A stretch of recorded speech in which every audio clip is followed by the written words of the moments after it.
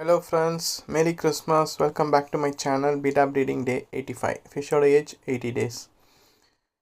So நம்ம இன்றைக்கி சும்மா டெக்கரேட் பண்ணி வச்சுருக்கோம் நம்மளோட டாப் 2 பீட்டாஸை வந்து ரிசப்ஷனில். ஸோ மோஸ்ட்லி பார்த்தீங்கன்னா நம்ம 150 ஃப்ரைஸ் வந்து பாட்டிலிங் பண்ணி அது செப்பரேட்டாக இருக்குது.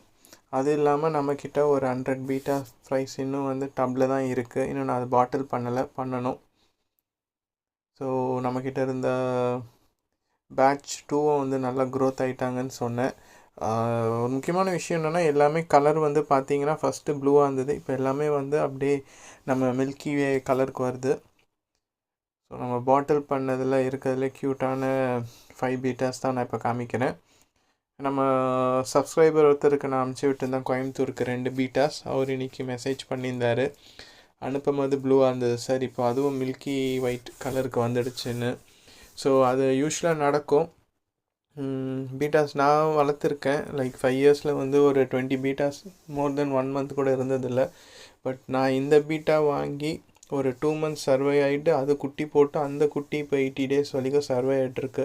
ஸோ அதோட குவாலிட்டி ரொம்ப நல்லா இருக்குதுன்னு தான் நான் எதிர்பார்க்குறேன். ஸோ எங்கிட்ட வாங்கிட்டு போயிட்டு கண்டிப்பாக ஒரு 6 மந்த்ஸ் வரைக்கும் அதை சேவ் பண்ணிக்கலாம். So good parents, healthy parents. So colour எது சேஞ்ச் ஆகுதுன்னு பார்த்தீங்கன்னா லைட், அப்புறமா அதோட ஃபுட்டு, அதுக்கப்புறம் அவங்க ஸ்ட்ரெஸ் ஃப்ரீயாக இருக்கும்போது வரும். ஸோ யாருக்கா தெரிஞ்சால் சொல்லுங்கள். வீடியோ சப்ஸ்கிரைப் பண்ணிக்கோங்க பிடிச்சி.